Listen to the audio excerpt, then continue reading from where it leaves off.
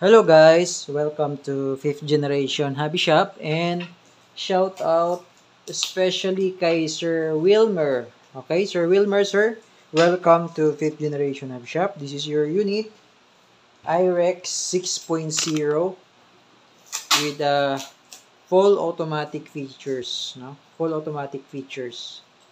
Okay, this is the IREX 6.0.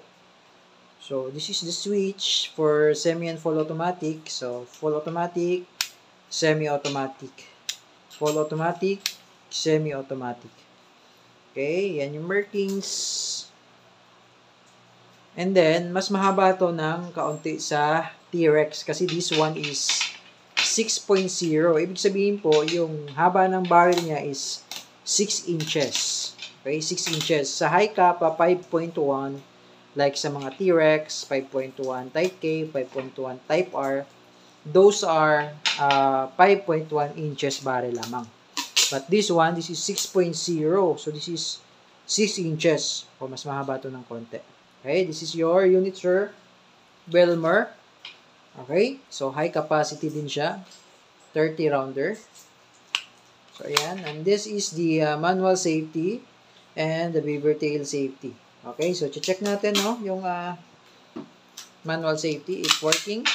Okay, so kailangan lang po bago mo siya ma-activate, kailangan lang nakakasa or kailangan dapat nakababa yung hammer. Ayan. Okay, ayan. Working siya sir. And then the other safety features is the beaver tail safety. Ayan, this one. Okay, ayan. So ayan, so check natin kung gumagana. Okay, gumagana siya unless na didiinan siya. That's the time na pipitik mo siya. Pero, pag hindi siya nakadiin, kahit kalabitin mo man yan, hindi gagana. Okay? So, ayan. So, working siya. So, mas mahaba yung kanyang railing, no? Yun. Mas mahaba yung kanyang railing for mini flashlight. Yung mga tactical flashlight, pwede mo siyang lagyan. Ayan. Ayan yung design niya sa, sa slide. Sa ibabaw. And then, naka-fiber optic sight na rin siya. Katulad sa T-Rex. Ayan, naka-fiber optic sight. Okay, so tingnan natin yung loob ng IREX, no? Tingnan natin yung loob.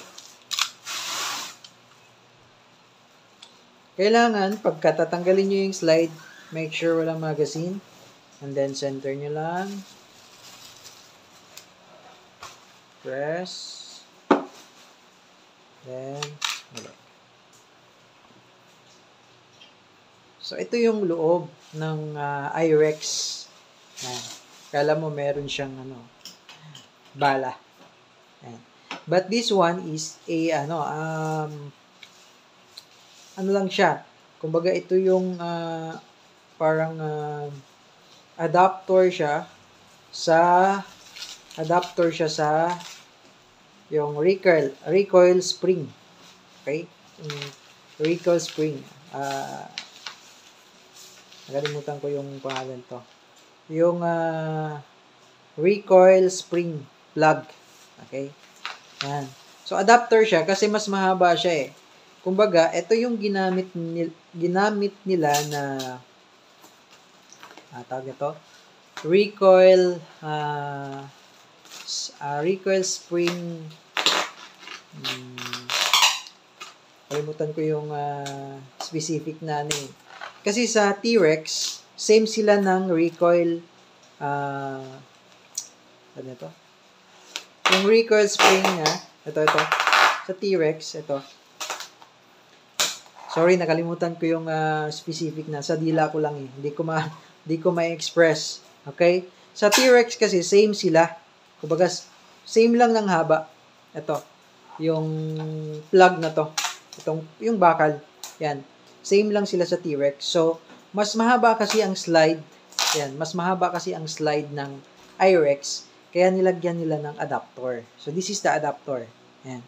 And then, meron siyang extra na para siyang buffer eh. Ito. Buffer. So, ito yon. Yan yon, yung kulay white. Ito yung extra. Okay, may extra siya, sir. And then, ito kasi yung recoil buffer na ito. Ito. And then, ito, buffer din siya. Then, meron siyang extra na kasama. Okay, so, ayan. So, sorry, hindi ko ma-express ito. Mamaya i-chat ko na lang sa inyo, sir. So, ito yung same size kasi, yung, hindi siya same size. Same yung haba ng recoil plug. Parang recoil plug nung T-Rex. Nga lang, kaya nilagyan nila ng adapter kasi mas mahaba ang slide niya eh. Ayan. Kaya may kumbaga ito, nasa ano to, 0.9 yung haba nito. Kaya may adapter siya.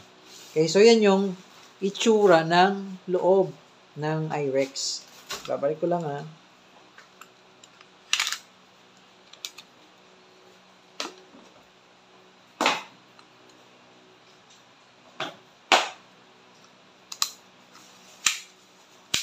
Okay. So, and now, meron siyang plate. So, this one is the plate para sa optic sight. So, pwede rin siyang lagyan ng optic sight. So, tago nyo yung plate, sir, no? In the future, magagamit ito pagka lalagyan nyo siya ng optic sight. Okay. So, this is your gas. Pop dyno, number 12. And this is your BBs. Okay. This is the freebies. Okay, if you want to avail guys sa amin, sa 5th generation Hobby Shop, so it includes freebies. So ito, 23 grams, 4,000 shots, and then number 12 na pop dyno. And then this is the magazine, 30 rounder. So we advise na wag lang siyang sagad, no? Para yung spring niya, hindi agad lumarambot. Pero depende sa inyo kung gusto nyo punuin, pero sa amin kasi hindi namin pinapuno para yung spring hindi siya agad lalambot. Okay, so syempre kailangan natin ingatan, mahal din ang parts. So, this one is my full auto kaya kailangan natin damihan, okay? Now, lagyan natin ng gas. 3 segundo lang, matipid naman si Hi-Kappa. Okay? So, now, itetest natin, okay? Itetest natin yung semi and yung full automatic. Okay? For this model. Okay? So, now we will go through testing. So, this is the manual pala, owner's manual. So, this is full automatic siya out of the box. So, meron naman siyang nakalagay dito. Yan, full O2. So, this is the Hi-Kappa iRex. Yan, iRex gas blowback. Okay, slide niya is silver. And then, yung barrel niya is silver also. This is two-tone. Okay, so now we'll go to testing.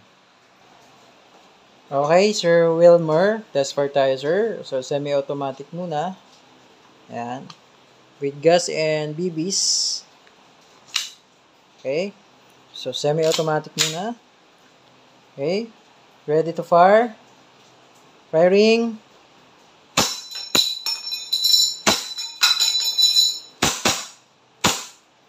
Yan yung semi-automatic. Now, switch natin sa full automatic.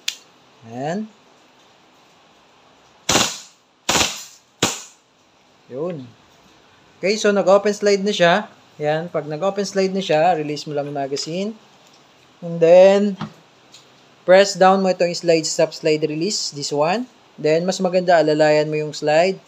Baba mo yung slide, stop, slide, release, saka mo siya ibabalik. Para yung slide, stop, slide, release, hindi agad mapudpod. Kasi pag ganito lang, hindi mo inalalayan, yan, pwede naman. Kaso katagal, mapupudpod yun. So, mas maganda, yan, alalayan mo yung slide, then press down mo to, then tsaka mo siya babalik. Okay, hammer down. Okay, so balik lang natin sa semi. Okay, baka magulat tayo full automatic agad. Okay, so Sir Wilmer, thank you for choosing 5th generation Hobby Shop. So okay na yung unit mo, sir. If you have more question, message lang sa aming page, 5th generation Hobby Shop. Thank you, sir, and have a nice day.